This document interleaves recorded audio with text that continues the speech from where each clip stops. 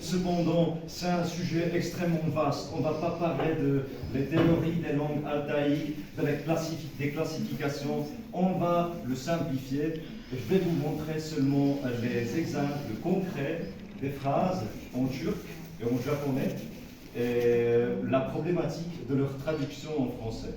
Parmi les langues agglutinantes, vous pouvez trouver bien sûr aussi le hongrois, le coréen, la langue mongole et après les différentes langues turquiques. Donc, ici, on va avoir une leçon de la langue turque. Ça, c'est une phrase turque, vraiment en fait. Et ici, vous voyez les choses qu'ils composent, les suffixes. Les suffixes, c'est la chose la plus importante pour les langues agglutinantes.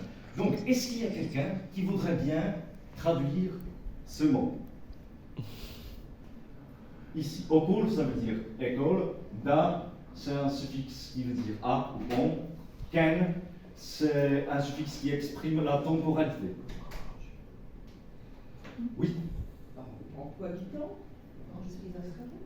quand je suis à l'école, exactement. Moi, je l'ai traduit.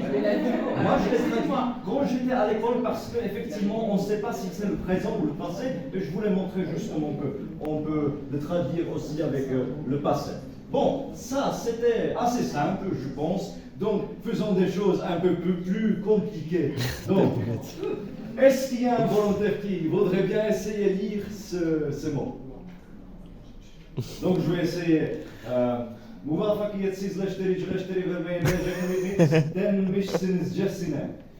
C'est un mot, le mot plus long en turc qui est apparu dans un livre, réellement. Donc, on va le voir. Ici, vous pouvez voir les différents suffixes qui existent. Il y a deux suffixes qui se répètent, mais quand même. Mouvafak, adjectif, réussi. Mouvafakiyet, un succès. Mouvafakiyet sis. Sis, c'est un suffixe privatif, donc sans succès. C'est comme en hongrois, on a tolon ou telen, ou en différentes langues aussi. On a Mouvafakiyet sislesh mek. En fait, là, vous voyez un mec étrange qui vient d'apparaître. Donc, je vais vous introduire. Ça, c'est la forme infinitive du verbe, justement pour savoir. Enesh, c'est le suffixe translatif, donc devenir. Devenir son succès, échouer. On peut ajouter le suffixe causatif. On peut ajouter un autre suffixe qui va faire de ce verbe à nouveau un substantif.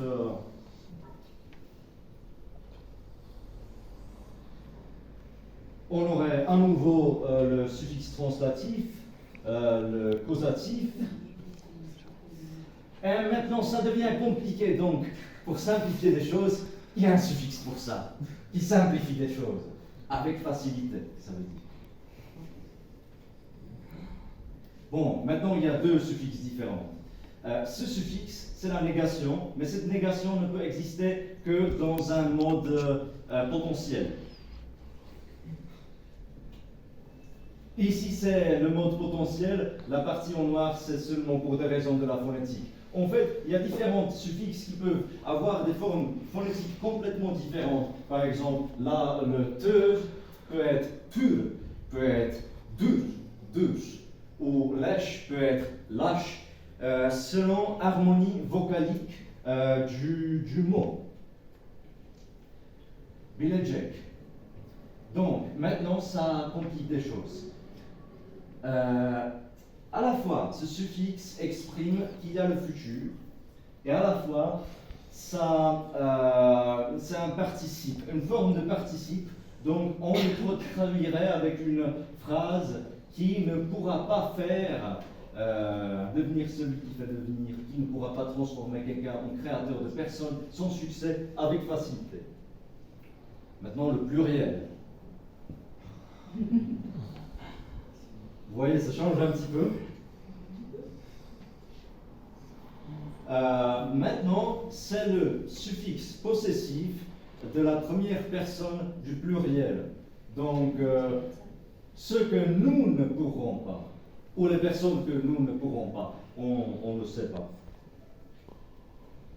Den, de ce que, ou moi je traduis comme parmi ce que, c'est possible aussi. Maintenant c'est très intéressant, mush, qui veut dire, je viens d'entendre quelque part, j'ai entendu quelque part, on dit que. C'est une information que vous dites, mais qui n'est pas complètement sûre. Vous le savez, mais c'est parce que quelqu'un vous l'a dit déjà. Donc, vous n'avez pas témoigné les choses que vous expliquez directement. C'est à nouveau un suffixe possessif, mais suffixe possessif de la seconde personne du pluriel, qui peut aussi signifier le vouvoiement. Et maintenant, un suffixe qui est créé à partir de trois suffixes différents, je, qui exprime la manière, si, qui est à nouveau le suffixe possessif de la troisième personne du singulier, n pour des raisons de la phonétique, et le datif. Mais Jessine en soi veut dire comme si. Et tout ça, je le traduirai un petit peu comme d'après ce que j'ai entendu, et maintenant je vais vous surprendre, parce que même si le mot le plus long c'était ça, si c'est pas assez pour exprimer la profondeur de votre pensée, vous pouvez encore ajouter un autre suffixe, qui est un suffixe qui justement met l'emphase sur le fait que vous venez de constater. Donc, d'après ce que j'ai entendu, c'est vraiment comme si vous étiez une de ces personnes que nous ne pourrons pas transformer en créateurs de personnes sans succès avec facilité. Donc, c'est assez compliqué, mais on va voir un petit peu comment ça fonctionne avec les phrases. Voyons ici les couleurs, les différentes couleurs et les positions ici dans le mot. On va voir par exemple que il y avait le muvafak qui était à la fin, mais on a changé un petit peu. Ce n'est pas linéaire du tout. Et avec les phrases ne sont pas linéaires non plus. Pourquoi? Parce qu'il y a certains mots qui sont très importants dans les langues européennes et qui n'existent pas en turc. Justement, les mots comme « et » pour lier les phrases n'existent pas. Le mot « qui » n'existe pas pour lier justement les phrases. Le mot « que » pour les phrases relatives n'existe pas. Et non plus le « que » comme « j'ai dit que quelque chose ». Ça n'existe pas. Donc comment est-ce qu'on fait? Il faut justement, de certaines façons, nominaliser les verbes pour qu'elles fonctionnent dans la phrase. Donc, c'est incroyable qu'il soit ici. En turc, burada olması inanılmaz. Burada, bura, ici, da, suffixe de position justement, ol, la racine du verbe être, masser, c'est en fait le nom verbal avec un suffixe possessif de la troisième personne du singulier. Inan, racine du mot croire, eul, la forme passive, et maz, la négation. Donc c'est incroyable qu'il soit assis. En fait, si on le traduit en japonais, vous voyez, avec chaque phrase, c'est très linéaire. Koko ni iru no wa shinjirarenai. Boko, burada, ça, en fait, ce sont les mêmes choses. Mais ici, ce que l'on fait, c'est un peu différent avec Nova. Koko, ici, ni, position, iru, être, non, est une particule qui nominalise le verbe. Et wa, c'est le thème de votre phrase. Oui. Shinji, foi, racine, rare, forme passive, nai, négation. Comment est-ce qu'on dirait « j'avais oublié que tu étais là » ? Pour simplifier des choses, on va répéter les mêmes mots. Burada olduğunu unuttum. Koko ni iru koto wo wasureteita. Koko, ici, on le sait déjà. Koto, c'est une autre façon de nominaliser les choses et qui veut dire une chose, mais pas physique, mais plutôt abstraite. Wo, c'est une particule qui marque accusatif, justement. Donc, on fait de ce verbe iru, on le fait se comporter comme si c'était un nom, et après on met accusatif. Wasureteita, j'ai oublié. En turc, on fait une chose semblable. Burada olduğunu, participe passé, mais on y ajoute la forme d'accusatif aussi. Donc, après on peut dire unuttum. Ou comment dire un homme qui est assis ici. Qui est assis, c'est impossible de dire. Il faut le remplacer par le participe aussi. Burada oturan bir adam. La forme an de otur, oturmak, forme participe. Kokuni soroteiru danse. Ça serait la même chose, justement, seulement en japonais, c'est pas vraiment un participe. Cette forme verbale peut signifier soit le participe, soit la forme verbale conjuguée dans n'importe quelle personne. Et en fait, ça, c'est le problème avec les personnes. Parce que, le genre, vous ne le connaissez pas. Le pluriel, des fois, vous ne le connaissez pas. Cette phrase, Koko ni iru koto wo wasureteita, veut dire je, tu, il, elle avait oublié que il, elle, nous étaient là. Si vous ne connaissez pas le contexte, il n'y a aucun moyen de le savoir de cette phrase. Mais heureusement, il y a des pronoms, mais qu'il ne faut pas utiliser. Ce n'est pas nécessaire de les utiliser si le contexte le dit clairement.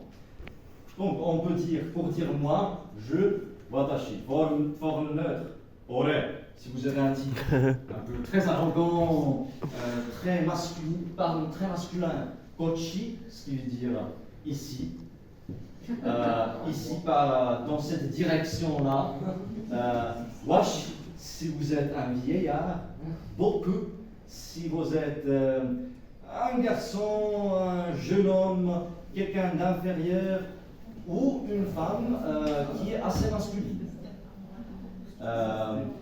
Mais le problème, tout ça veut dire moi. Mais les vrais pronoms, en fait, en japonais, n'existent pas. Toutes ces choses que vous voyez, ça peut fonctionner comme des substantifs. Boku, ça veut dire justement un domestique, un esclave. On peut le trouver en mot deboku, par exemple. C'est le même approchement sémantique en slovène, où otrok veut dire justement un enfant, pas l'esclave en tchèque. Donc, boku, ça veut dire je. Et cette phrase, boku wa ikutsura. Ici, ça c'est le problème.